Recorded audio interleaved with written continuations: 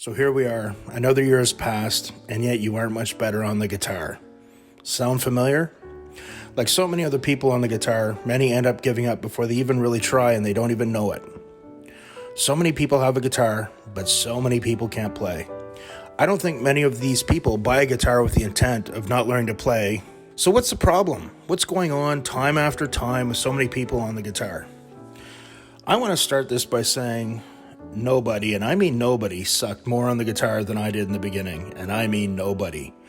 I had close friends begging me to stop playing guitar, that I sucked, that I was horrible, that I would never be good, but I didn't give up. Something inside told me to stick with it, that I would show them. I remember being so mad at one of my friends telling me this. I was like, who is this guy to tell me that I can't be good at something? I had this years. I was like a carousel ride of picking the guitar up, getting frustrated, and then putting it away. And finally, I got up the nerve to contact my first real guitar teacher. He was a serious cat in the city I lived in, one of those teachers where if you don't practice, bye-bye. From that time on, my playing changed, and I never looked back. I ended up being a professional musician, decades of playing gigs, and being a successful guitar teacher, teaching thousands of students over the years. It was almost like, I don't know if I picked it or it picked me. So let's get into this. So people can be brutal for repeating things that do not give them the desired outcome.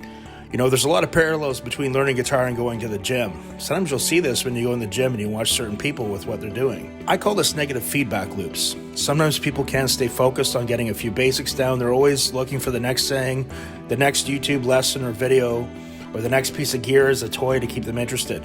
But you know, you can have the most awesome guitar and amp, but you still aren't going to sound good. When I set goals often, I go year to year. How much I've improved in this year? And if I didn't improve very much, or improve the way I thought I should have, it would drive me absolutely crazy. But some other people, they seem to trudge along on the guitar if they haven't quit already, and it doesn't seem to bother them that they haven't progressed very much. What people need to do is say, hey, my methods aren't working. What am I doing wrong? And, you know, don't throw out a generalization like, I'm not practicing enough. Well, what exactly is it that you are not practicing? What does that mean, practicing?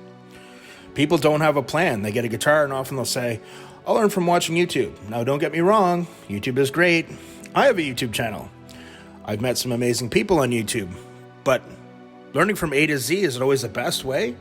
If it's so great, why don't we send our children to school? Why don't we just tell them to stay at home and just learn off of YouTube? I could get into how important having a methodology is, but I won't today. I'm going to keep this as simple as I can. I'm going to tell you a really quick, funny story. When I started my channel, I started because I got really annoyed with some of these popular guitar teaching YouTube channels. Some of the channels start with a kernel of a lie. The lie is to the beginner, by the end of this video, you too will be playing guitar. Well, for a beginner, that isn't necessarily true. So I started making my channel very in-depth beginner guitar lessons. You can go back and look at them. I was like, if I was a beginner, how would I want things explained to me? And in each of those videos, if you look in the description box, there's a detailed plan on what to practice, when to practice, how much time on each part to spend, etc. A practice plan. That addresses the big problem of the beginner not knowing what to do. So I have these lessons that break things down with a practice plan to get the beginners on their way to learning to play their first few songs of guitar. Now, of course, my channel was new. They didn't get a lot of views, but they're still there. I tell my guitar students in the beginning, and this is the honest truth, guys, the first month or so on guitar, you have to really be patient. Sometimes it will test your patience. You're training your fingers, your motor units, your nervous system, hand-eye coordination to do something that is never done before.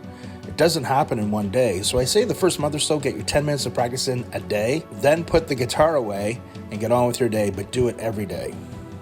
You know, imagine wanting to get in better shape and going to the gym a couple of times, but not having a workout routine or knowing what you're doing, watching a couple of videos and going into the gym without a plan. And you don't have the patience to give it some time to let your body adjust and change. Some of the top New Year's resolutions are to get in better shape, learn how to play guitar, and how many people really follow through with that. But the bigger question is why? So if you're going to take up the guitar, say, hey, I know this is going to take some time. It doesn't happen overnight. Give yourself a chance. If you have a brain and two hands, you can learn to play the guitar. There are many different aspects to learning the guitar, but if you boil it down, it really can be boiled down to three things. Number one is technique. It's the physical ability for your fingers to play and perform well. Theoretical knowledge, which is the understanding of how music works, and application, meaning applying what you've learned and what you were learning to become a better player. I've taught guitar for decades. I've seen hundreds of success stories of students on the guitar, but I've also seen the other side. I've seen the craziest things people do, the crazy excuses. And the craziest things it's really two things. It's people having these methods that don't work and they just stick to them. It's the weirdest thing. I've had people pay me, but not do what I show them. I remember this one guy. Oh my God, he was the nicest guy. We had great chats and stuff, but after a few months, he wasn't progressing. He wasn't really working on the material that I was giving him. And one day he came in and said, well, I think I should be better. I'm taking lessons. I said, I think you should be too, but you're not doing what I'm showing you. Well, I don't have time. I'm a single dad. I'm doing this and that and blah, blah, blah. But then it came out in the conversations that he was going to these, now this is like 10 years ago. He was going to these YouTube channels and doing their lessons, but not mine, but he was paying me and he was always saying what a great player I was. What sense does that make to you? It's like the craziest thing. It's just, I always tell my students that if they want to be a good player or musician in general, they should really get comfortable using a metronome when they practice. It's the absolute cornerstone of developing good, solid technique. There really is no way around it. Taking an exercise and training your fingers to do it slowly and cleanly and speeding it up over time. Just like when you go to the gym, you don't walk in and deadlift 600 pounds right away. It takes time, small increments each week. When I teach students, the ones that get onto that, they start improving like rapidly. Like it's just crazy how fast their playing takes off. But I've seen this and heard the craziest things for students that don't want to use one because they find it boring. So when I show this to students and they're very resistant to it, I know their progress is going to be limited. Get comfortable using a metronome. Theory-wise, you don't have to be a wizard at it, but even having a working knowledge of it can go a very long way. I tell students, start off by learning what note is what on the guitar. Can you go up the low E string, fret by fret, name all the notes? This is called the chromatic scale. Start there. Beginners, start setting small goals. There are 15 beginner open chords. Do you know them? Try to memorize a chord a week. Each day you pick up the guitar, review the chords you know. Make sure the note is clean. Pick the chord first, because if you make a mistake, it can't hide. So pick your chords. Can you play each chord cleanly 10 times? As you get the chords down, you can start getting some basic songs together.